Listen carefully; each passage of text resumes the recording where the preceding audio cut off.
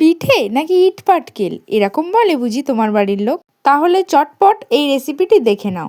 যেমন নরম তুলতুলে আর তেমন স্বাদ। এতদিন যারা ভিডিও দেখছো তারা তো জেনেই গেছো আমি চিনিটাকে অ্যাভয়েড করছি।